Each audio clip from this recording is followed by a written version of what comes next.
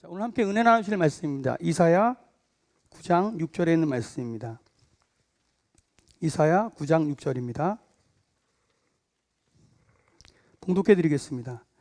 이는 한 아기가 우리에게 낳고 한 아들을 우리에게 주신 바 되었는데 그의 어깨에는 정사를 메었고 그의 이름은 기묘자라 모사라 전능하신 하나님이라 영존하시는 아버지라 평강의 왕이라 할 것임이라.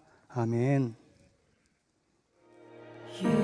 예수는 내 힘이요 나의 기쁨 내 참 소망 그 이름의 생명은 내 삶의 이유라. 오직 주만 따라갑니다. 오직 주만 높임 받으소서. 그 이름에 크신 능력 영원한 생명이 내 삶의 이유라.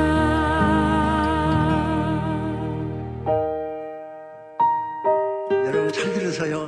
예수님이 진리예요, 길이에요, 생명이에요. 모든 것이 모든 것이에요. 알파와 오메가예요. 만유의 주예요. 만왕의 왕이에요. 진리의 왕이에요. 진리가 어디 있습니까? 진짜 생명은 어디 있습니까? 우리가 가야 될 길은 어디 있습니까? 우리가 먹고 살 생명의 양식은 어디 있습니까? 그 이름에 크신 능력 영원한 생명이 내 삶의 이유라.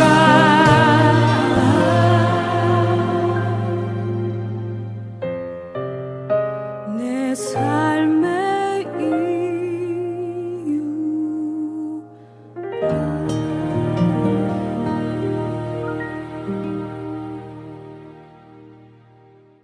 자, 좀 피곤하시지만 우리 모두 자리에서 일어나서 오늘 서로에게 마음을 담은 인사를 좀 나눴으면 좋겠습니다. 여러분들이 보통 일상적으로 하는 그 새해 인사 있잖아요. 여러분 마음속에 가장 행복한 그리고 가장 큰 축복의 언어로 옆에 있는 분들에게 좀 축복을 하는 그런 새해 인사를 나눴으면 좋겠습니다. 자, 새해 복 많이 받으십시오. 하나님께서 함께 하시기를 여러 가지로. 자, 지금부터 시작합니다. 예, 인사하십시오. 예. 예. 자, 앞뒤 분들하고 좀 인사를 하시고요. 예. 예. 예. 우리 찬양대도 새해 복 많이 받으시고, 예. 예. 항상 감사하고 있습니다. 모든 성도님들 그리고 오늘 귀하게 섬기시는 모든 분들에게 다시 한번 새해 인사드리겠습니다. 하나님과 동행하는 해입니다. 예수로 승리하신 여러분 되시기 바랍니다. 축복합니다. 네. 자, 일찍 앉으신 분들은 후회하실 거예요. 다시 한번 일어나서 이번에는 우리 유대식으로 인사합시다. 우리 히브리 사람들이 유대인들이 서로 인사하는데 보통 인사할 때 샬롬 그러고 인사하잖아요. 근데 샬롬 그렇게 인사를 하는데 신년에만 로시 하시나라고 부르는 요 기간에만 이분들이 하는 인사가 있어요. 그 인사가 뭐냐 하면 크티바 토바라고 인사를 합니다. 무슨 뜻인지 알고 해야죠. 안 하면 그냥 침만 튀고 마니까 크티바 토바. 무슨 뜻이냐면 당신의 이름이 저 생명록에 잘 기록되기를. 올 한 해도 하나님이 보시기에 여러분들의 삶이 하늘나라에 기록되는 행복한 그런 날이 되기를 그렇게 비는 그런, 그러니까 잘 기록되기를 이라고 하는 뜻인데요. 크티바 토바 한번 연습해보고 시작. 크티바 토바. 예, 옆에 있는 분에게 우리 크티바 토바 인사하겠습니다. 샬롬 크티바 토바. 예. 자, 근데 오늘 이렇게 많이 오셔서 너무 감사하고요. 예, 이렇게 명절을 하나님의 집 베델에서 함께 지낼 수 있어서 너무 행복합니다. 그 유태인들이 말씀드린 대로 크티바 토바라고 서로 이렇게 명절에 인사를 하는데요. 그것을 제외하고는 가장 많이 알려진 그리고 가장 일상적으로 쓰는 인사가 있죠. 샬롬입니다. 샬롬. 쌍놈 아닙니다. 살롬 아닙니다. 죽일 놈 살롬 아니고 샬롬입니다. 샬롬이라는 말의 뜻은 여러분이 아시다시피 평안이란 뜻인데 이게 조금 이제 확장이 돼가지고 요즘은 뭐 안녕하십니까? 라는 평안하셨습니까? 혹은 이제 헤어질 때 안녕히 가십시오. 잠자리에 들 때 편안히 쉬십시오. 라고 하는 인사로 보통 유태인들은 만나면 샬롬, 샬롬, 샬롬, 샬롬 그런 인사입니다. 근데 그 샬롬이라는 말이 사실은 그 유대의 역사를 생각해 볼 때 굉장히 의미 있는 인사말인 것 같아요. 지금 이제 우리는 그냥 일상적으로 샬롬, 샬롬, 샬롬, 샬롬 평안을 비는 그런 인사로 만날 때 헤어질 때 뭐 이렇게 서로 인사를 하는데 이 샬롬이요 사실은 그보다 더 많은 용도가 있습니다. 예를 들면 병석에 누워서 아파하는 친구에게 하나님이 너를 치료해 주시길 원해 라고 하는 의미에서 샬롬에는 리스토어라고 하는 회복이라는 의미가 있거든요. 그래서 축복을 빌어줄 때 샬롬. 또 그 임종을 맞이하는 아버지, 이제 하나님의 부르심을 받아서 이제 곧 돌아가실 아버님 곁에서 자녀들이 샬롬, 하나님 나라에 평안히 가십시오라고 하는 인사. 그러면 아버지가 마지막 힘을 모아서 샬롬, 얘들아, 내가 못다한 삶을 다 아름답게 살아줘라고 하는 부탁의 말로 샬롬. 심지어는요, 과거 나치 수용소에서 한 5분 후면 생체 실험실에 끌려갈, 그래서 가스 챔버에서 죽게 될 사랑하는 딸을 가슴에 안고 엄마가 눈물을 흘리면서 했던 인사. 샬롬, 네가 어딜 가든지 무엇을 하든지 하나님의 평강이 너와 함께 하기를 원해. 사실 그 유대인들이 얼마나 어렵고 힘든 삶을 살았는지를 여러분들이 아신다면, 우리 한민족만큼이나 굉장히 역경의 세월을 살았잖아요. 그래서 그 사람들이 서로 축복을 빌어줬던, 당신의 삶이 다시 하나님의 은혜로 조화로워지기를, 회복되기를, 그리고 평안하기를 이렇게 빌어줬던 인사가 샬롬이라면, 우리 한국 분들은 똑같은 그 역경의 삶을 살았는데 우리는 어떤 인사를 개발했죠? 식사하셨습니까? 예, 아침 드셨습니까? 조반은 하셨나요? 사실 우리는 먹을 게 굉장히 없었나 봐요. 그래서 옛날 어르신들을 만나면 항상 인사할 때 식사는 하셨어요? 밥 사줄 것도 아니면서, 그죠? 유대인들은 샬롬. 왜냐하면 한 치 앞도 내다볼 수 없는 매일매일의 위기 속에서, 불안함과 고통 속에서 서로에게 하나님의 평안을 빌어주는 것 이외에 그 어떤 것도 할 수 없었기 때문이 아니었을까라는 생각을 가져봅니다. 이사야 선지자는 예수님께서 이 땅에 오시기 한 700여 년 전에 예수님을 Prince of Peace, 영어로는 평화의 왕자, 그리고 우리 한글 성경에는 평화의 왕이라고 우리에게 소개하고 있습니다. 거기서 말하는 평화는 샬롬입니다. 다른 말로 말하면 샬롬의 왕, 그리고 샬롬의 왕자라고 번역이 되어 있다는 거죠. 그렇습니다, 여러분. 예수 그리스도는 우리의 삶에 평화의 왕, 평화의 왕자로 오셨습니다. 자, 그렇다면 이 평화의 왕, 평화의 왕자라고 얘기하는 이 이름 가운데 도대체 예수님께서 우리에게 허락하시고 보장하신, 우리가 하나님의 사람으로 예수를 믿고 예수와 함께 살아가는 사람으로서 누릴 수 있는 그 평화의 진정한 의미는 뭘까요? 자, 오늘 고대 히브리어를 잠깐 공부하면서 그 평화의 더 깊고 더 큰 의미를 생각해 보도록 하겠습니다.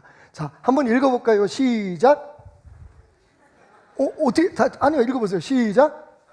어떻게 하셨어요? 이야, 이래서 목사님들 공부를 더 해야 돼. 예, 사실은 그냥 그 간단하게 표기한 샬롬입니다. 샬롬. 예, 이게 이겠죠, 그죠? 예, 예, 그 히브리어를 여러분들이, 특별히 고대 히브리어가 어떻게 만들어지는지를 여러분 생각해 보면, 제가 이번 설교를 준비하다가 이렇게 보니까 사실은 어떤 학자들은 이 히브리어가 그 소위 말하는 헬라어, 그리거의 기본이 되었다. 그러니까 히브리어는 여러분 알다시피 우리가 지금 4주째 공부했죠. 오른쪽에서부터 왼쪽으로 이렇게 써져 가잖아요. 근데 그 헬라어는 왼쪽에서부터 오른쪽으로 씁니다. 근데 사실은 이 오른쪽에서부터 쓰여지는 뭐 알렙, 벳 뭐 이런 히브리어의 알파벳이 사실은 뒤집으면 헬라어의 알파벳과 같다. 그리고 여러분 알다시피 그 헬라어 그리고 라틴어를 기초로 해서 지금 우리가 사용하고 있는 영어나 그런 그 뭐 다른 나라들의 알파벳이 만들어졌잖아요. 그래서 어떤 의미에서 보면 고대 히브리어가 모든 서방 쪽에 혹은 로맨틱 랭귀지를 사용하는 그런 국가들의 그 언어의 기초가 되었다고 얘기합니다. 고대 히브리어는 그 상형 문자입니다. 그 상형 문자라고 하는 뜻은 무슨 말이냐면 그 알파벳 하나하나에 그림을 그리는 그런 의미가 있다는 거죠. 이 첫 번째 샬롬의 첫째 글자를 우리가 쉰이라고 합니다.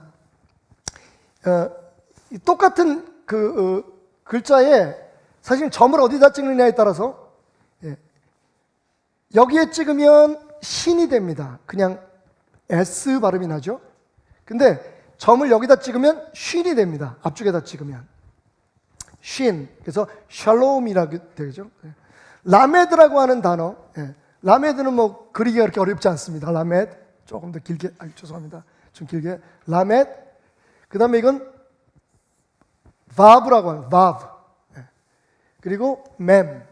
이 맴은 그리기가 되게 어려울 것 같은데 그냥 우리가 그냥 필기체로 그릴 때는 이렇게 하면 됩니다. 맴. 그럼 이 각 글자가 의미했던 상징했던 그림은 뭘까? 여러분, 이건 이빨을 상징합니다. 이빨이에요. 쉬는 혹은 시는 이빨. 그리고 그 의미는 이빨이 뭐랍니까? 쪼개고 부수고 소화시키죠. 디스트로이라는 개념을 가지고 디스트로이. 파괴. 혹은 소화시키다. 그죠? 라메드라고 하는 이 단어는 여러분 뭐같이 생겼을까요? 이게 목자의 양치는 지팡이입니다. 여러 뜻이 있는 게 아니라 여러분 고대 히브리어를 상형 문자인 히브리어를 공부하면 이게 다 공통적인 의미예요. 자, 목자의 지팡이는 뭘 상징하죠? 권위를 상징하죠. 양들을 몰잖아요. 그죠? 권위를 상징합니다.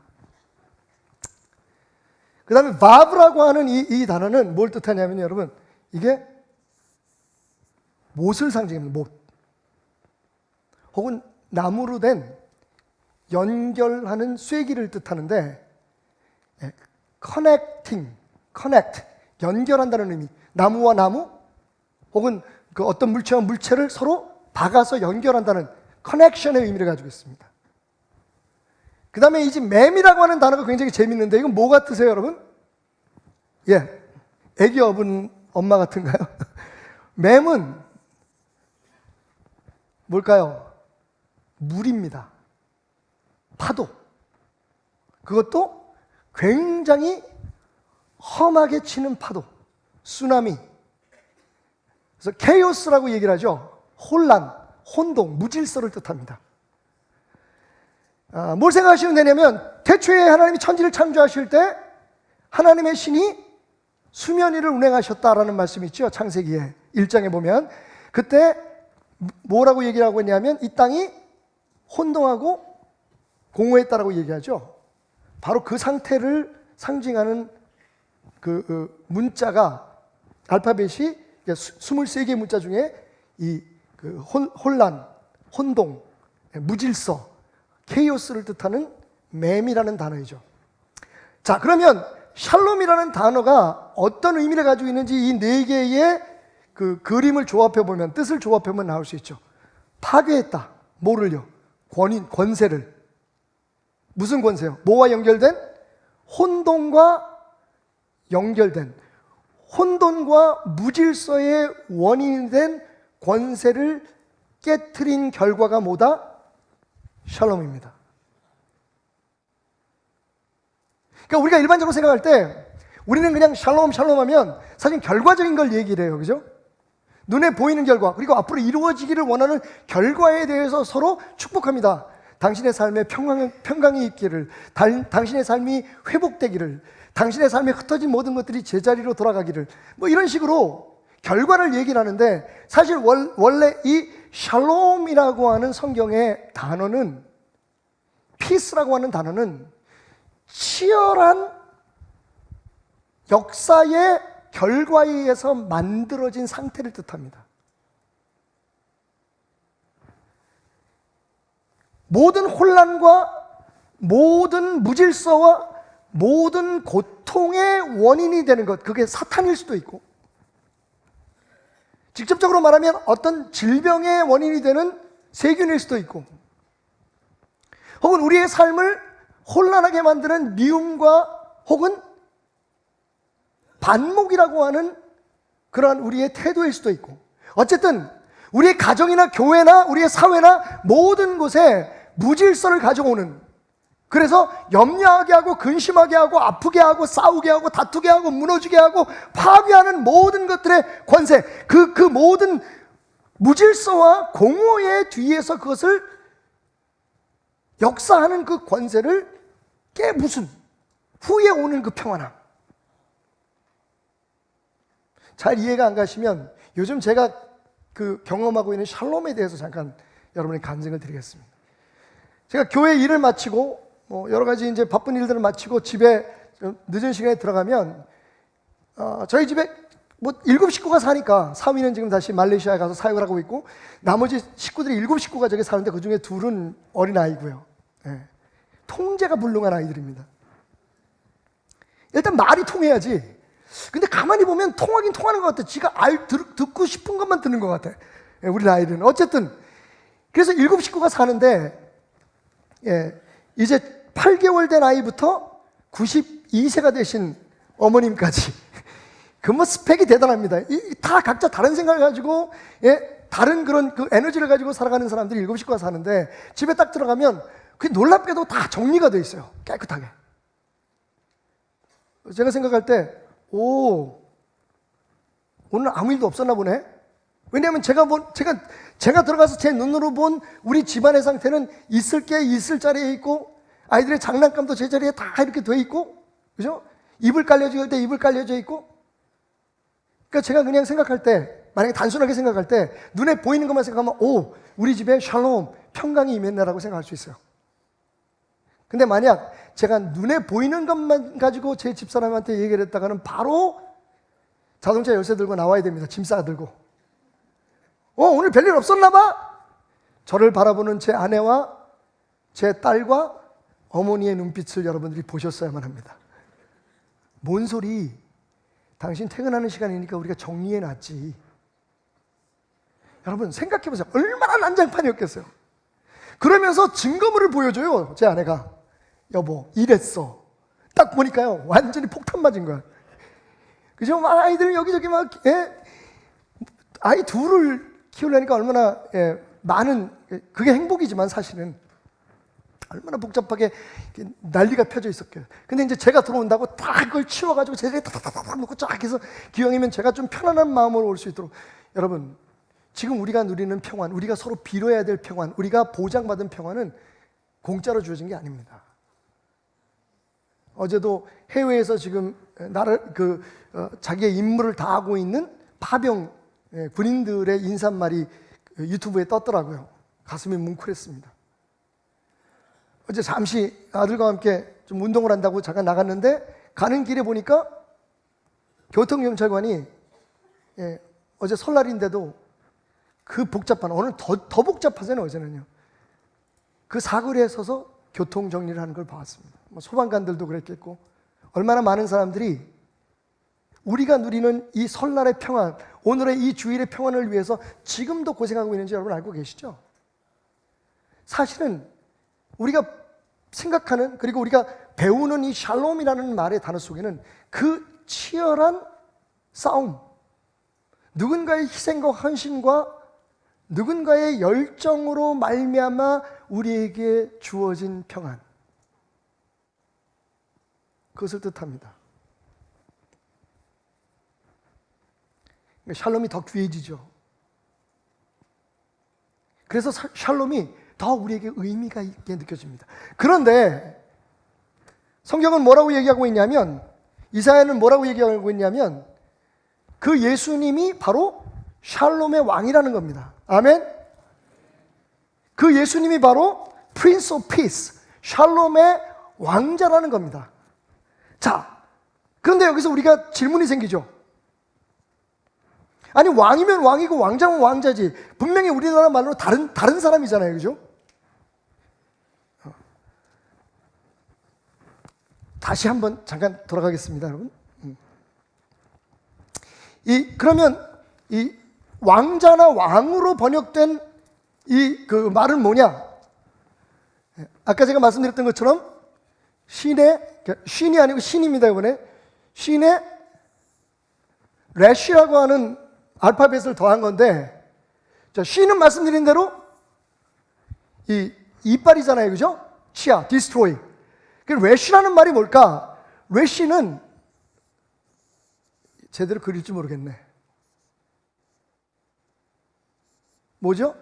사람의 머리입니다. 그러니까 그 상형 문자로 해석한 건 바로 지금 말씀드렸던 그 치열한 투쟁에 의해서, 치열한 그런 전투에 의해서, 투쟁에 의해서 그 모든 우리의 삶에 줄 수 있는 모든 그런 아픔과 상처와 무질서와 공허를 물리친 후에 오는 그 평강에 뭐라고요? 파괴하는 사람이라는 거예요. 그러니까 샬롬 사르, 한번 따라해볼까요? 샬롬 사르. 샬롬 사르. 우리나라로 번역하면 평화의 왕, 평화의, 그리고 영어로 번역하면 프린스 오브 피스, 평화의 왕자가 됩니다.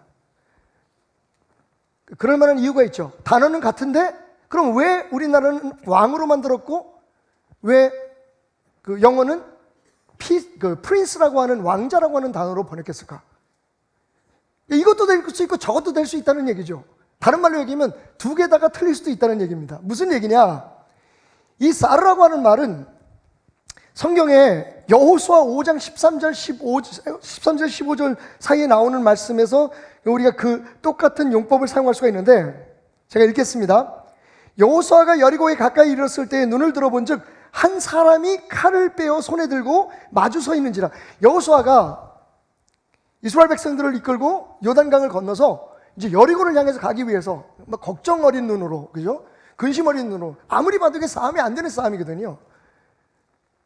그 난공불락의 여리고를 향해서 이렇게 쳐다보고 있는데 바로 그때 손에 칼을 든 사람 하나가 손에다 칼을 빼어들고 그 여호수아 앞에 마주 섰어요. 처음에 얼마나 놀랐겠어요. 이게 적인가? 아니면 우리 편인가?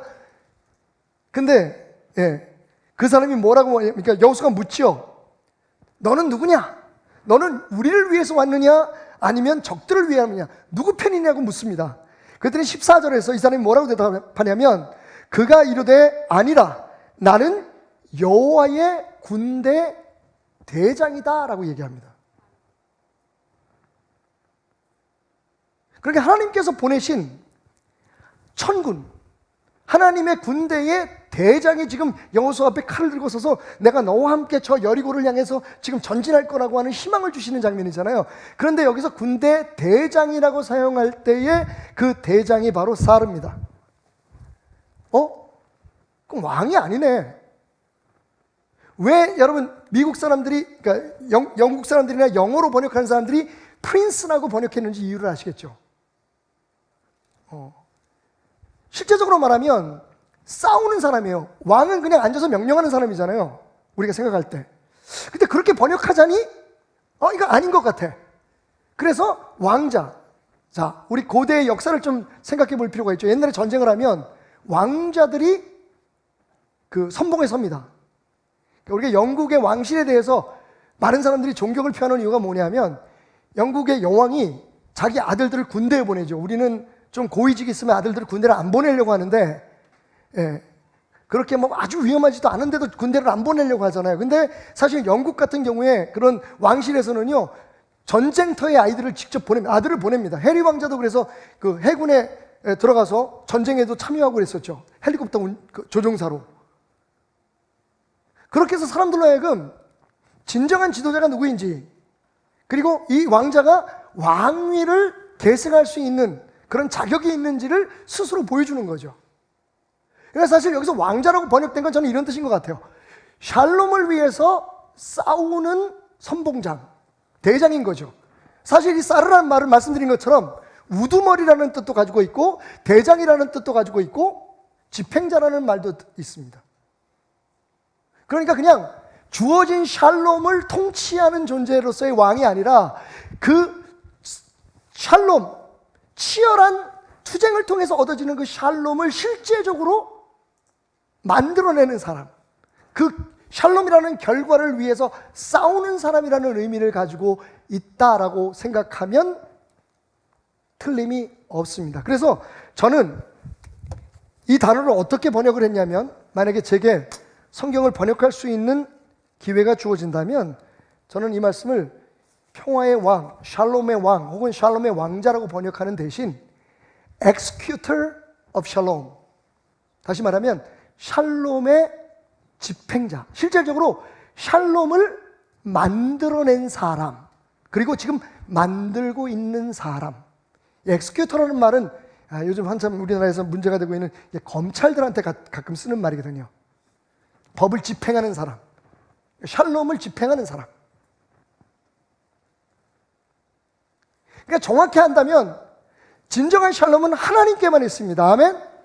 자, 기드온이 여호와를 위하여 제단을 쌓고, 기드온이 처음에는 굉장히 그 두려움에 쌓여가지고 포도주 그 틀에다가 곡식을 털면서 숨어서, 숲속에 숨어서 적들이 혹시 나를 알아볼까, 그렇게 하고 있을 때 하나님께서 나타나셔가지고 기드온을 세우시잖아요. 여러 가지의 증거를 보고 난 후에 그 자리를 제단을 쌓고 기드온이 뭐라고 얘기하냐면 그것을 여호와 샬롬이라 하였더라.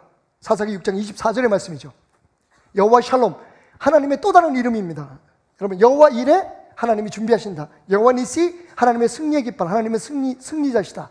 여호와 삼마, 하나님은 거기 계신다. 여호와 라파, 하나님께서 치유하신다. 하나님의 이름이 이렇게 여러 가지로 우리에게 알려져 있는데, 베델의 하나님, 베델은 하나님의 집이지요. 그러니까 하나님의 집에 계신 하나님이라는 의미로 베델이라고, 엘베델이라는 말을 쓰기도 합니다. 그러니까 하나님의 이름이 여러 가지가 있는데 그 중에 하나가 뭐냐면 여호와 샬롬이에요. 샬롬의 하나님. 그러니까 원래 샬롬은 하나님의 것이에요.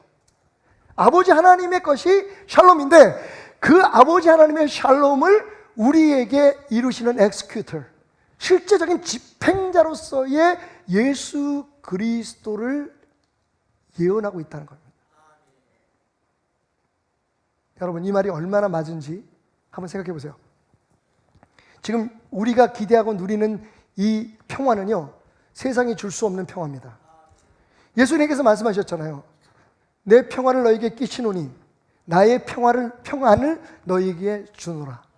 내가 주는 이 평화는 세상이 줄 수 없다. 여러분, 세상이 주는 평화는 어떤 건가요? It's not stable.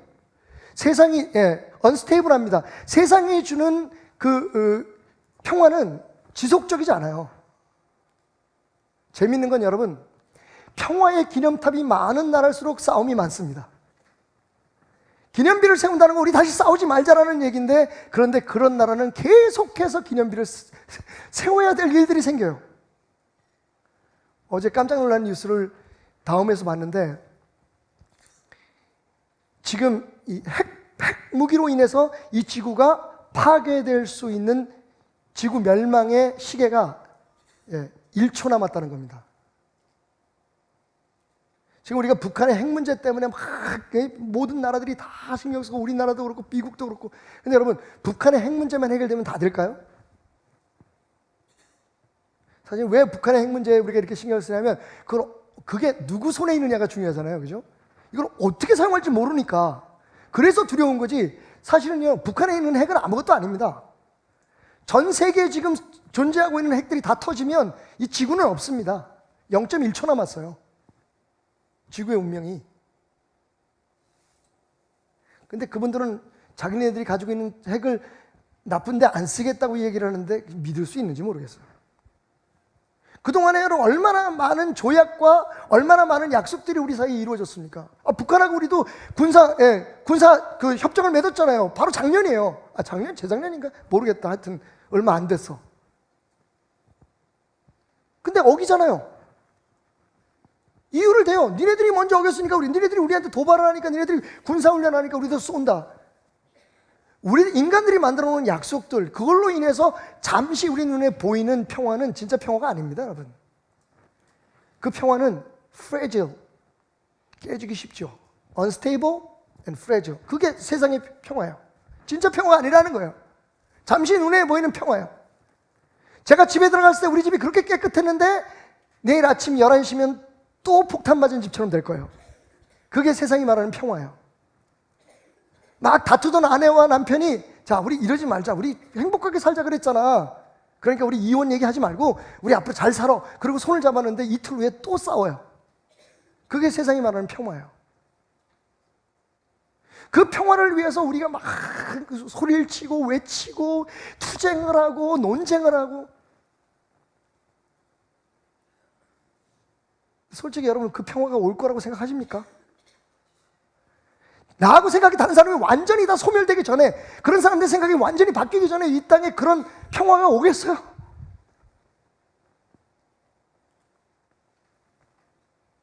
진정한 평화는 하나님이 주신 평화밖에 없는 거예요. 근데 그 평화를 우리에게 주시기 위해서 예수 그리스도가 오셨는데, 오셔서 뭘 하셨죠? 사탄의 권세를 십자가 위에서 물리치셨잖아요. 그냥 이기셨나요? 아닙니다. 당신의 피를 흘리셔서 이기셨어요. 싸움입니다, 여러분. 우리가 지금 하나님 우리에게 평안을 주십시오, 우리 교회가 평안하게 하소서, 우리 자녀들의 삶이 평탄하게 하소서, 기도하는 모든 기도의 뒤에는 예수 그리스도의 처절한 고통과 희생이 있었기 때문에 그게 가능하다는 거예요. 진정한 평화는 예수님의 십자가의 고통, 이 땅에 오셔서 우리의 죄를, 여러분, 우리의 모든 근심과 걱정의 원인이 뭐예요? 우리가 서로 미워하고 이 모든 것들이 더 높아지려고, 더 많은 걸 가지려고 하고, 나만 편안하면 되고 나만 잘 되면 된다고 하는 우리 욕심 때문이 아닙니까? 그리고 그것을 조장하는 게 누구예요? 사탄이 아닙니까? 예수 그리스도께서 십자가 위에서 그 사탄의 권세를 물리치심으로, 할렐루야, 예수 그리스도만이 우리에게 줄 수 있는 참 평안을, 할렐루야, 허락하신 거예요. 그러니까 우리가 기도할 때 그 기도의 의미가 무엇인지를 알아야 된다는 거예요. 우리가 오늘 서로 인사하면서 새해 복 많이 받으시기 바랍니다. 그 복이 왜 우리에게 주어졌는지, 어떻게 주어졌는지를 잊으면 안 돼요. 그냥 주어지는 거 아니에요. 돈 주고 살 수 있는 거 아닙니다. 우리가 논쟁하고 투쟁해서 얻을 수 있는 게 아니에요. 인간들은 어리석게 그러면 무엇이 된다? 해야죠. 물론 해야죠. 우리가 할 수 있는 대로 열심히 정의를 세우고 공의를 위고 평화를 위해서 했어야 되지만, 여러분, 신뢰하지 마십시오. 우리의 생각이 다 옳지 않습니다. 한 가지 일을 놓고 얼마나 그렇게 사람들이 다른 생각을 할 수 있는지 보십시오. 결국 우리 인간이 만들 수 있는 평화는 일시적이고 신뢰할 수 없는, 쉽게 깨지는 평화일 수밖에 없습니다. 진짜 샬롬, 완벽하게 이 세상의 모든 무질서와 공허함과 고통의 원인을 파괴하고 물리침으로 오는 진정한 의미의 평화는 예수 그리스도의 십자가의 보혈의 능력으로만 우리에게 주어짐을 믿으시기 바랍니다. 우리가 추구해야 될 게 그겁니다. 그래서 교회에 나오는 거예요. 교회에 나와서 세상적인 평안과 세상적인 조화를 기대하는 것 중요합니다, 여러분.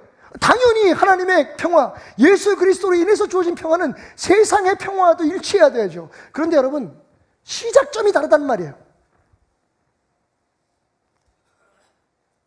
예수로 인해서 엑스큐터이신 샬롬을 직접 우리의 삶에 이루시기 위해서 자기 몸을 버리시고 희생하고 죽고, 그리고 마침내 십자가 위에서 사탄을 완벽하게 물리치신 그 예수 그리스도 안에서, 그 예수 그리스도가 우리 안에 계셔서 우리가 누릴 수 있는 평안. 그러니까 여러분, 예수님이 파도 치는 배 위에서 주무셨던 것을 기억하십시오. 외부가 변하는 게 아닙니다. 우리 마음속의 평강이, 그 예수의 평강이 있으면 우리의 환경이 어떻든, 여러분에게 한번 여쭤볼게요.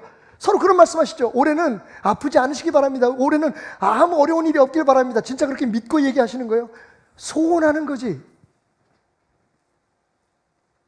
안타깝지만 여러분에게 예언처럼 드릴 수 있는 말씀은 단연코 올해도 여러분의 삶에 많은 파도가 있을 겁니다. 여러분의 아프게 하고 걱정하게 하는 일들이 끊임없이 일어날 겁니다. 그런데 그 속에서 우리가 평안을 누린다는 의미는 무엇일까요? 풍랑이는 바다 한가운데 고문을 베고 주무시는 예수 그리스도의 모습에서 그것을 발견해야 합니다.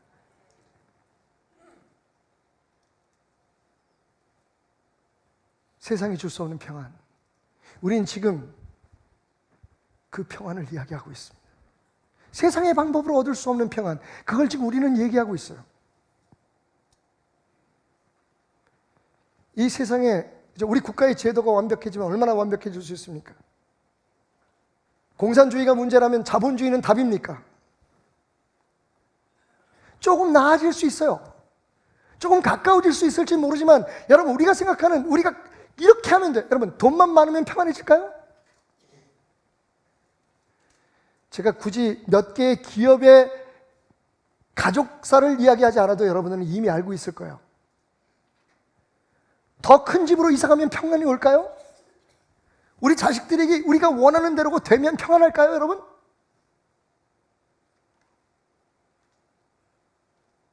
예수님은 그 누구도 빼앗아갈 수 없는 참된 평안이 여기 있다 말씀하십니다. 그럼 어떻게 그 평안을 누릴 수 있을까요? 오늘 말씀의 결론입니다. 저는 그 말씀을 마태복음 16장에서 마태복음 11장에서 찾아봅니다. 여러분, 예수님께서 이렇게 말씀하셨죠. 수고하고 무거운 짐진 자들아, 다 내게로 오라. 내가 너희를 쉬게 하리라. 여러분, 여기 우리가 누려야 할 참된 평안이 있습니다. 예수님만 우리에게 줄 수 있는 평안, 참 쉼이 있습니다. 모든 것이 있어야 할 자리로 다시 돌아가고, 우리의 삶의 모든 두려움과 우리의 삶의 모든 갈등의 원인이 되는 것들이 무너진 그 현장에 존재하는 진짜 평안. 예수님 말씀하십니다. 수고하고 무거운 짐을 지고 내게 와라. 너희를 걱정하게 만들고, 너희를 힘들게 만들고, 너희를 애타게 만들고, 너희를 싸우게 만들고, 너희를 분쟁하게 만들고, 너희를 서로 미워하게 만들고, 저주하게 만들고, 정죄하게 하는 그 모든 것들을 들고 내게 와라. 내가 너희에게 참 평안을, 세상이 줄 수 없는, 너희들이 찾고 있는 그 진짜 평안을 너희에게 주리라. 세 가지를 기억하십시오. Come to Jesus. 따라합시다. Come to Jesus. 예수님 말씀하십니다. 내게 와라. 어디로 가야 될까요, 여러분? 지금 법원에 계신 삼촌한테 찾아가셔야 될까요?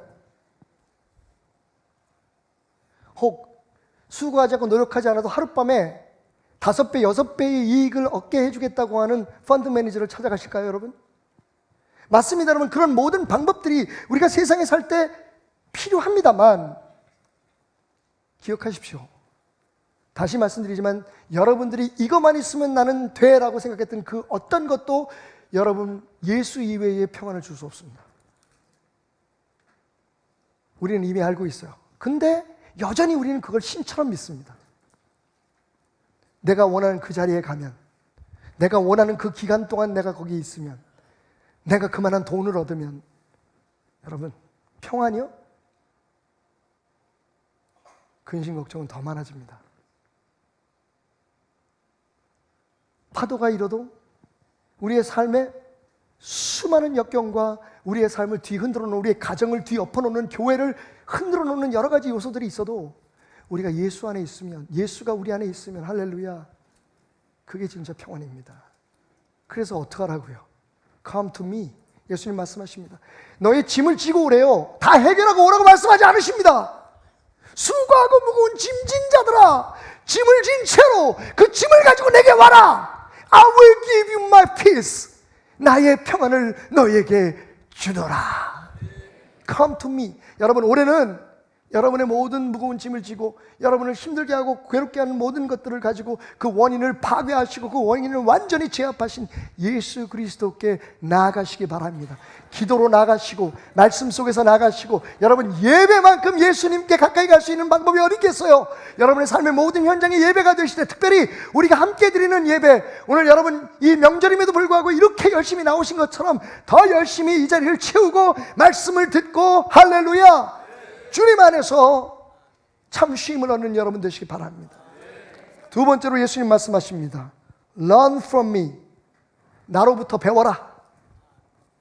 예수님 말씀하시기를 나는 마음이 온유하고 겸손하니 나의 멍에를 배우고 내게 배우라. 그러면 너희 마음이 쉼을 얻을 것이다. 쉼을 얻는 방법이 뭐라고요? 예수님께 배우는 겁니다.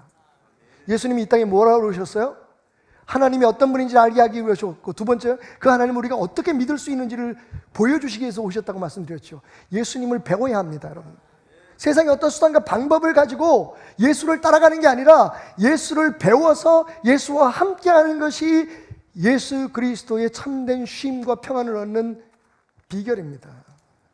예수에게 집중합시다.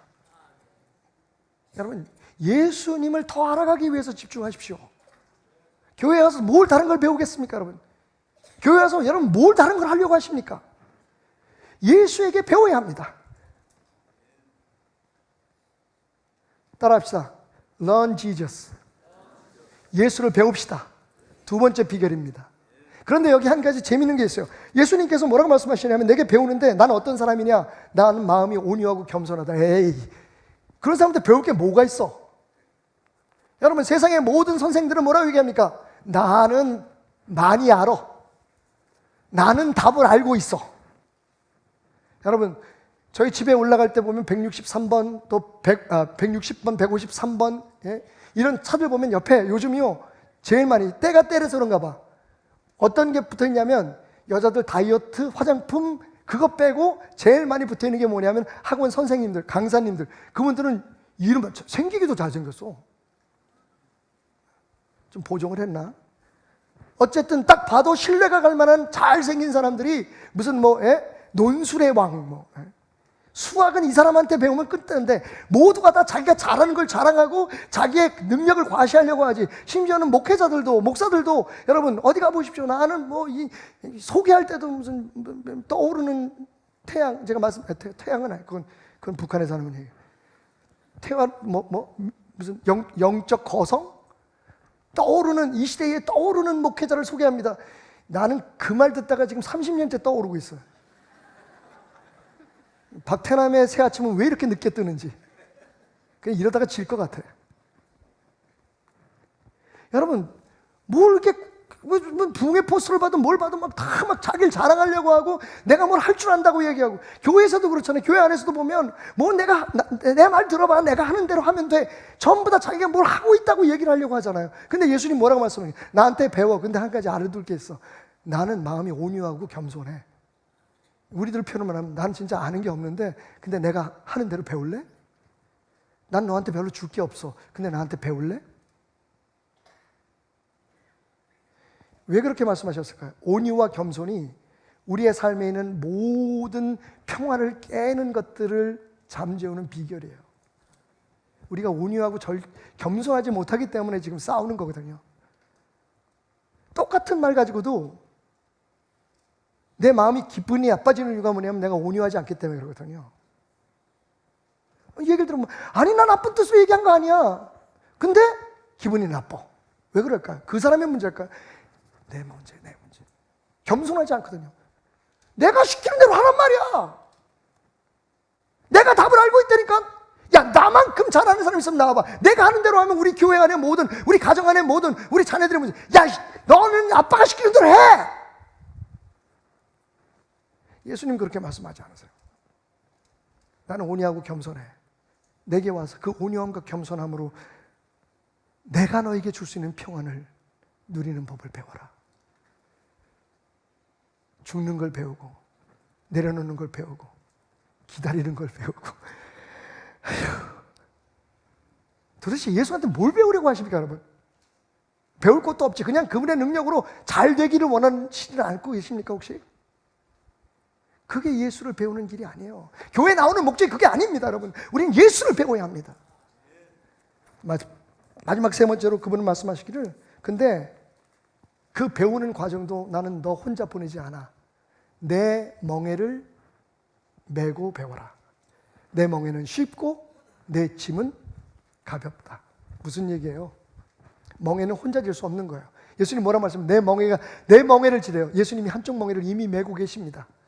그 나머지 쪽에 네가 오라는 거예요. 그러면 나와 함께 지고 갈 거야. 그러니까 예수의 멍에는 쉽고 처음부터 가벼운 짐을 끌고 가는 멍에가 아니라 짐은 무거울 수 있지만 내가 너와 함께 져주니 그 멍에는 쉽고 가벼운 거야. 예수님 말씀이십니다.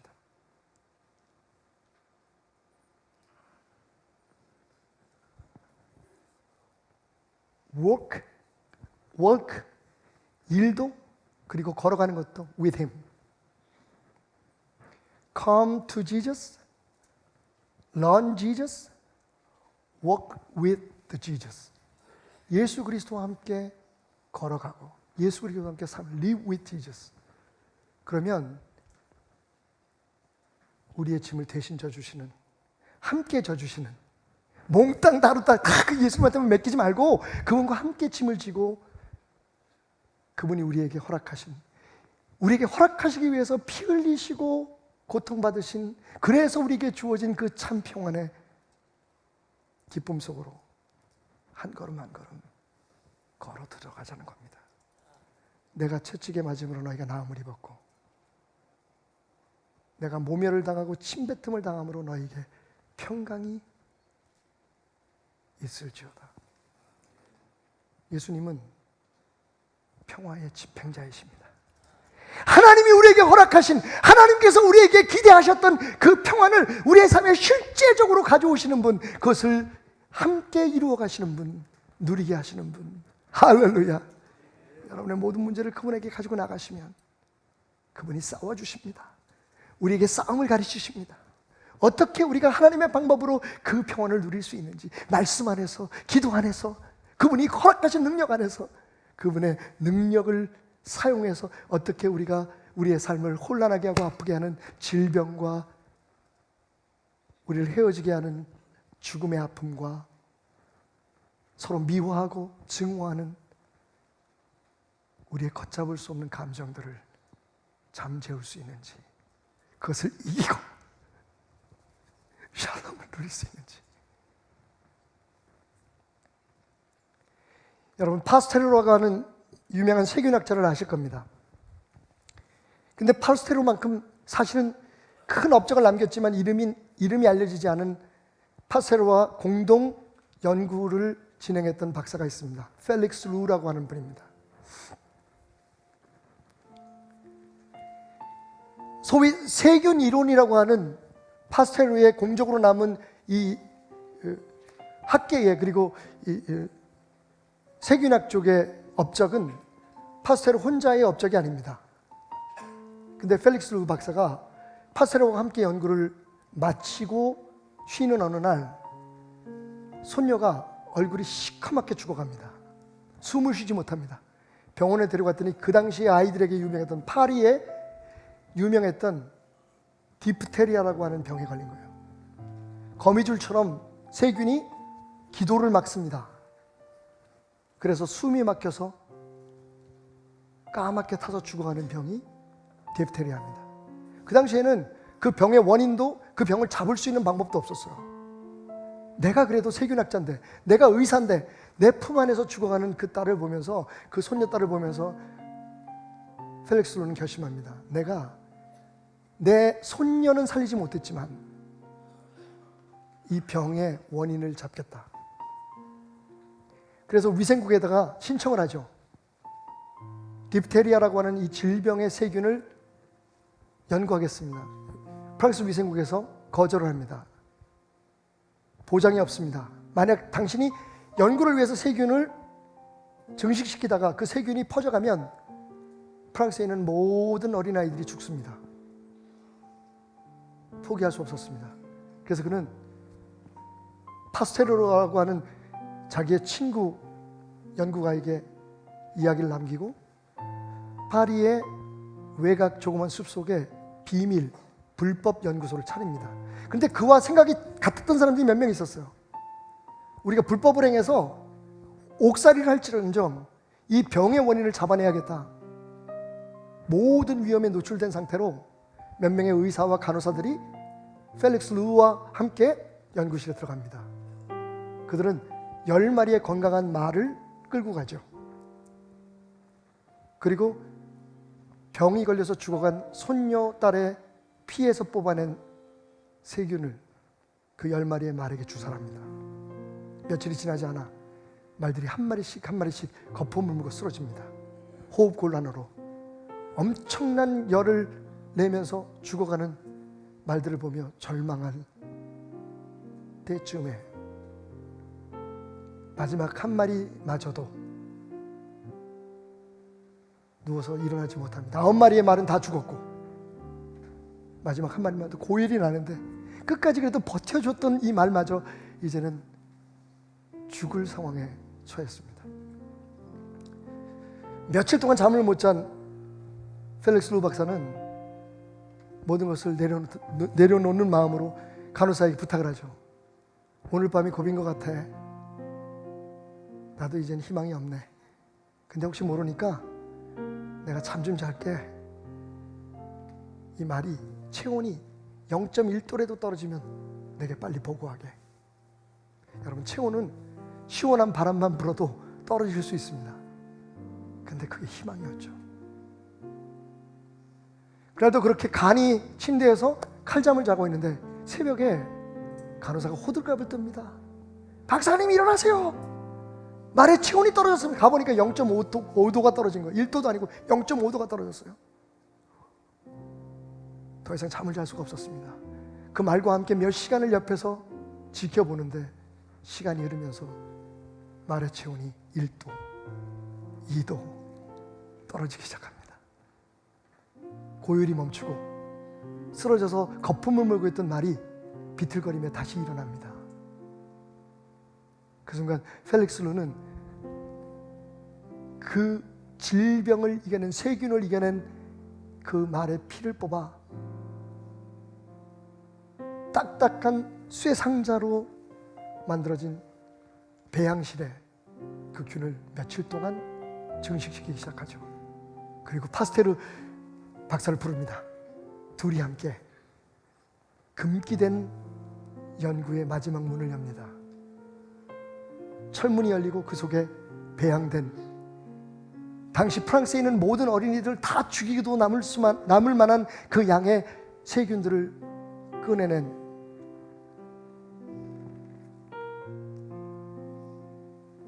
두 박사는 그 세균을 이겨낸 면역체를 갖고 죽음을 기다리고 있는, 어떤 치료도 이젠 더 이상 의미가 없다고 생각해서 격리해 놓은 300명의 프랑스의 어린 아기들이 죽어가고 있는 곳으로 달려갑니다.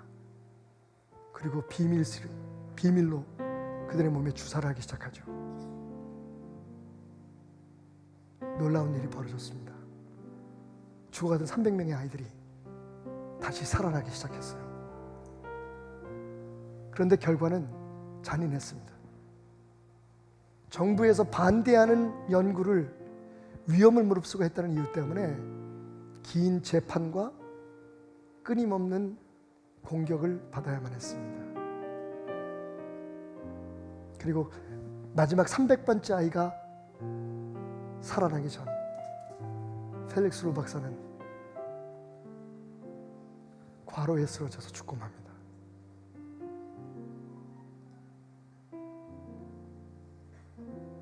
마치 그 질병을 이겨낸 마지막 한 마리 비틀거리는 그 말의 정수리에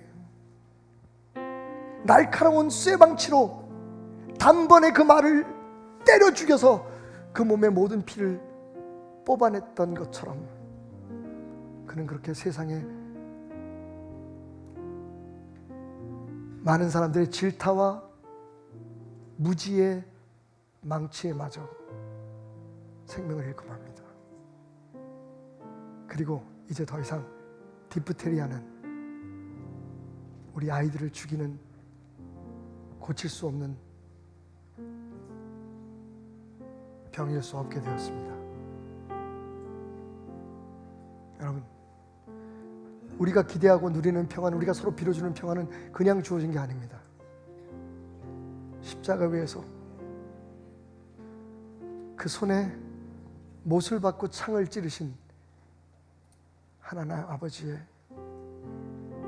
그 사랑의 결단으로 말미암아 그것을 온몸으로 믿음으로 순종하신 예수 그리스도 평화의 집행자의 한없는 은혜로 말미암아 오늘 우리에게 보장되었음을 기억하시기 바랍니다. 이제 더 이상 의미 없는 공짜 평안에 속지 마십시오. 예수가 답입니다. 여러분 가정에 예수가 답입니다. 우리 교회에 예수가 답입니다. 이 혼란한 국가에 예수가 답입니다. 다른 걸 가지고 여러분 싸우지 마십시오. 문제는 다양해도 혼란과 혼동의 원인은 달라도 답은 예수. 예수. 예수.